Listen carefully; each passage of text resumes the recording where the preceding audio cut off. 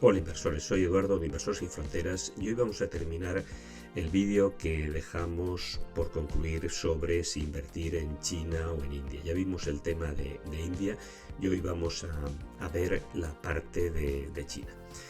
¿Y de China qué? Pues China es uno de los países que van a ser protagonistas en las próximas décadas, por población, por consumo, por geopolítica, posición geográfica, cambios tecnológicos. China, sin lugar a dudas, es el relevo de Estados Unidos a medio o largo plazo, ¿no? Sigue su crecimiento, el aumento de su consumo interno, que tira mucho de su economía, y una creciente clase media. A nivel estratégico, seguirá las tensiones con Estados Unidos por la hegemonía mundial. Ha sido, es y será una gran fábrica mundial, y su presencia económica está en todas partes. Tiene una gran implantación en África, en Sudamérica y en Asia, por supuesto. La proximidad entre China e India y sobre todo sus crecimientos tanto en población como en mercados pues traerá tensiones y conflictos. Y sin lugar a dudas hay que reconocer que está muy bien posicionada en los mercados. En cuanto a tener presencia en este mercado, pues por supuesto hay que estar. Vamos a ir viendo un poquitín cómo ha ido evolucionando en los últimos años la economía y sobre todo lo que son las bolsas chinas. Como siempre, si os gusta este tipo de vídeos, darle al like, suscribiros y activar las notificaciones. Vamos a hacer un repaso a los puntos importantes tanto de la macro como de la población en China. Ya vimos que la población en China en estos momentos, bueno, por lo menos hasta el 2021 tenía la mayor población mundial, muy seguida ya por India, que le superará, seguramente que ya la habrá superado. Pero uno de los temas a destacar es su pirámide poblacional. China tiene, como muchas de las economías occidentales, tiene un problema importante de estructura de la pirámide de población. ¿Eso qué va a hacer? Pues como veis se está envejeciendo, ya no es una pirámide como podíamos ver en los tramos superiores, sino se está convirtiendo en una especie de tubo, ¿no? Entonces una superficie, una base cada vez más pequeña tiene que soportar una población mayor, ¿no? Entonces pensemos que hasta los 50, 60 años es población que mantiene la sociedad y sobre todo por el alargamiento de la vida, pues va a ser un peso muy importante para la parte activa de la población. En cuanto a datos macro, como puede ser la renta per cápita, o sea, el PIB, la renta per cápita, pues ya vimos en qué volúmenes se encontraba, ¿no?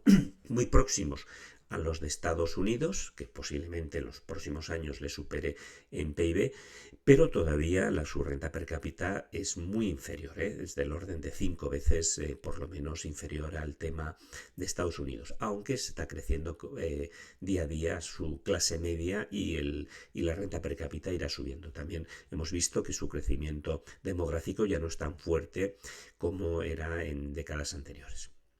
En cuanto a la deuda, pues es también un país endeudado. Ahí, como veis, tenéis el endeudamiento sobre el PIB, que es en el caso de China del 77%, y tenemos también la deuda per cápita, ¿no? Que está del orden de esos 9.000, 10.000 euros, que representa aproximadamente un 77% de su renta per cápita. China, vimos cómo India iba creciendo, pero China la mantenemos en segundo lugar. Se prevé más de una década, ¿no? Seguramente que el movimiento de China sea dentro de en los años 2030, 2040 estará posiblemente en ese primer lugar, y no es de extrañar que India le siga, ¿no? Y Estados Unidos pues pase a ese segundo o tercer lugar. China Es una economía con un inmenso potencial, es un país que ha experimentado un crecimiento económico y que se ha convertido claramente en la segunda economía más grande del mundo. Hay que destacar, como hemos hablado, su rápido crecimiento, el amplio mercado que tiene consumo, tanto exterior, pero también muy importante el interior. Luego, al tener un tipo de gobierno muy centralizado, el apoyo y las reformas son más fáciles de hacer. Sin lugar a dudas, China en la parte tecnológica tiene mucho que decir. Ahí es uno de los puntos que se rozará mucho con Estados Unidos. Y a día de hoy, aunque India está escalando en ese puesto, es la gran fábrica global mundial y tiene unas redes de suministro importantes.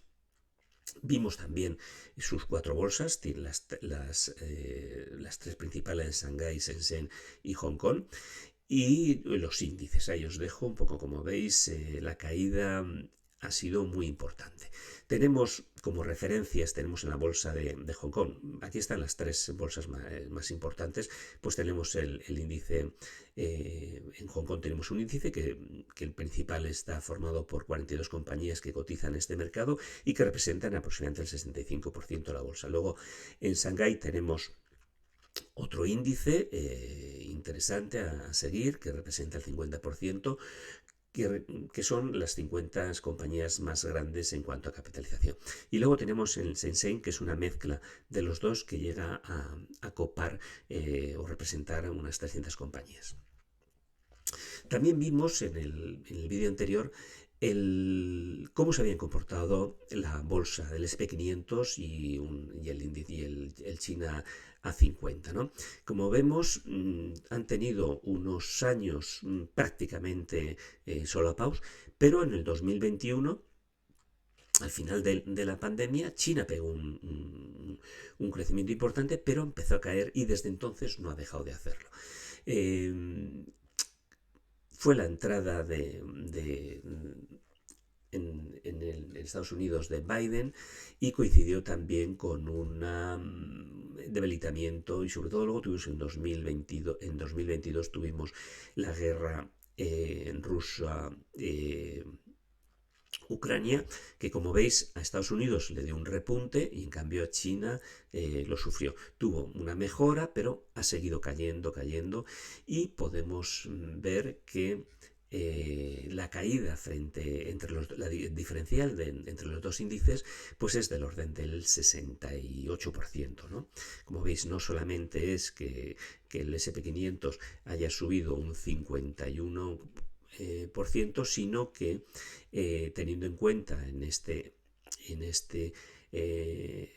tiempo, pues que China se ha ido debilitando, incluso pues ya con unas pérdidas del 17%, teniendo en este escenario, que fue desde 2019 hasta ahora. Entonces tenemos ese 68%, 70% de gap, ¿no? Cuando han sido economías que han estado, en años atrás, han estado muy similares. Si nos vamos ya a analizar lo que es este índice chino, pues como veis, venía con un crecimiento, teníamos una serie de mínimos crecientes hasta que fue roto, ¿no? Fue roto y no fue capaz de volverlo a superar, ¿no? Podemos ver que estamos en unos niveles que podríamos considerar mínimos, y que hay posibilidad que rebote. En otros tiempos pasados, pues como veis, rebotó aquí. Aquí lo que hoy es un suelo fue un techo que lo rompió, y lo rompió con fuerza. Entonces, pues como veis, podríamos estar en un suelo. En cuanto hasta dónde podía subir, pues vamos a tirar también una línea que nos vaya a picos importantes, interesantes en el pasado. Y como veis, pues podía ser pues eso, del orden de los 15.000. Y eso pues nos puede llevar a una revalorización del 30%. No quiere decir que vaya a pasar, pero sí que estamos en un momento crítico. ¿Que China puede seguir cayendo? Pues sinceramente me extraña que el gobierno chino lo permita. Ya ha empezado con ayudas, con estímulos, y en unos, como veis, el tema del conflicto Rusia-Ucrania, que por un lado al principio le afectó porque ahí tuvo una tensión con Estados Unidos, pues luego al final yo creo que el tema energético le ha favorecido y que puede ser el momento en el que empiece a recuperar. Mm, Invertir en acciones directamente en China no es sencillo, ¿eh? Como os dejo aquí un resumen de cómo está. Hay acciones de tipo A, de tipo B, de tipo H, L, N, S y cotizan en diferentes mercados y pueden tener acceso a ellas grupos diferentes, ¿no? Entonces, en el tipo A se cotizan en Shanghái y en Shenzhen y se hace en moneda legal, es el renminbi, ¿no? Entonces, de las SAS ya sabemos que lo tenemos en renminbi, pero además este mercado es de grandes empresas y solo pueden invertir en estos momentos residentes chinos o inversores extranjeros muy selectivos, ¿no? Acciones de tipo B cotizan como las del tipo A en las dos bolsas, en el caso de Shanghái en dólares estadounidenses y en la bolsa de Shenzhen en dólares de Hong Kong, ¿no? Está autorizado para residentes y no residentes de China. Las H son empresas chinas que cotizan en Hong Kong y además están reguladas por China, por leyes chinas a través del dólar hongkonés. Características especiales, hay dos variantes, la Rev Chip y la SPI Chip, aunque ambas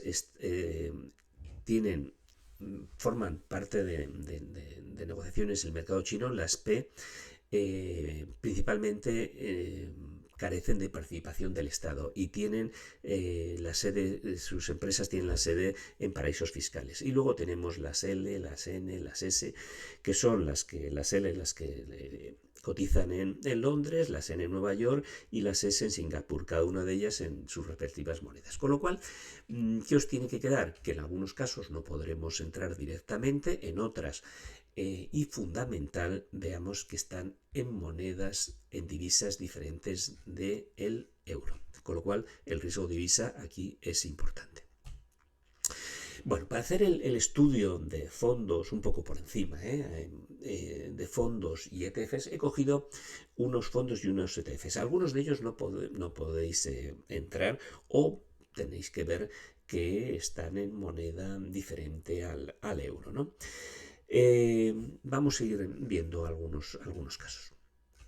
Aquí tenemos hecho un análisis de los fondos. Como veis, más o menos tienen un perfil similar con una diferencia en rentabilidad. Normalmente, luego cuando buceemos en cada uno de ellos veremos que algunos pues son lo que piden es un mínimo altísimo de 500 o 1 millón de euros, por eso, luego, y eso también va influenciado con las comisiones. Por eso estos gap que tenemos aquí, yo os diría que se mueven muy similar y que estos gap son principalmente debido a las comisiones. Volatilidad, pues bueno, estos fondos pues tienen una volatilidad pues por encima o muy próximas al 20%, ¿no? El alfa también tenéis que ir mirando el alfa que produce los gestores y la beta. Recordar, de todas maneras haremos algún vídeo recordando estos ratios. La beta viene a decirnos en función de cómo cambia el mercado, cómo afecta a nuestra inversión. En cuanto al tema de las rentabilidades, todas en rojo, todas en caídas. En los últimos años, yo diría casi en los últimos 5 años, la rentabilidad acumulada de todos estos fondos ha sido negativa, ¿no? Por eso tenéis que tener en mente que muchas veces cuando sube un fondo no quiere decir que el año siguiente vaya a ser tan bien. Normalmente suele ser o se queda estabilizado o incluso pierde rentabilidad frente a otros fondos, ¿no? Por eso, si unos fondos que han estado cayendo y cayendo y cayendo cuando es una economía buena y que tiene potencial, pues lo lógico es que llegue un momento que esa situación se revierta. En el caso de las ETFs, lo mismo. He cogido unas ETFs, las he comparado y como no podía ser otra cosa, pues llevan unos perfiles muy similares, ¿eh? Pero si vemos el tema de la volatilidad es curioso, al entrar muchos más activos que en los fondos es inferior y las caídas pues también pues son de 2 dígitos e importantes, ¿no? En el pasado, como veis, sí que tienen, si tiramos muy atrás el foco, pues sí que han tenido rentabilidades. Bien, y ahora lo que he hecho ha sido comparar un fondo, uno cualquiera, uno de los que se pueden comprar, un Fidelity, con un ETF, ¿no? Uno está en euros, otro está en dólares, que por eso tenéis que ser muy conscientes en qué monedas está trabajando. Y aquí, pues, como veis, a corto, pues parece ser que pues, el ETF lo ha hecho mejor frente a caídas importantes en los fondos. Yo en mercados que no conozco me gusta ir con un gestor. En mercados ya muy perfectos, se puede decir que hay un seguimiento muy fuerte, pues las ETFs es un buen mecanismo, un buen producto para estar. Y fijaros la diferencia. Si nos fijamos en el corto plazo, pues vemos que lo que es el ETF pues ha ido mejor, ¿vale? Y en cambio el fondo lo ha hecho peor. Pero si nos vamos a una visión mucho más larga, veis que esta fotografía que veíamos aquí, si lo miramos para atrás, pues es un poco lo que os digo, que normalmente un gestor en un mercado no conocido segmenta más, concentra más y si hace una buena estudio de los activos, pues puede sacar un valor, un alfa más positivo, ¿no? Entonces, como veis, que eso también lo tengáis en cuenta. Bien, hoy solo quería enfocar el interés de estar en China como segunda potencia mundial y sobre todo con el futuro que le espera por delante. Pero no os quería, por supuesto, nunca recomendar un fondo ni un valor en concreto, pero sí que tengáis en cuenta y sobre todo que vayáis aprendiendo a seleccionar. En el caso de los fondos, pues a los gestores ya hay varios vídeos en los que hablo de ellos, os pondré por aquí el enlace de cómo ver y qué ver en un fondo, pero voy a hacer también uno sobre ETFs. Aquí os dejo varios comparadores de ETFs, tenéis el Jazz ETF, que a mí me parece que es muy completo porque os da los diferenciales, los gap, los split que hay o sea, los gap que hay entre el valor de compra y venta, que es muy importante. También os dejo el de Morningstar, tenéis alguno de Rankia, tenéis de Finet, tenéis varios comparadores. Tenéis que elegir, primero saber en qué sector queréis estar, ir buscando los mejores y sobre todo no quedaros no sé, en el último dato, ¿no? Tenéis que ver, importantísimo, la liquidez de los ETFs. ¿Para qué?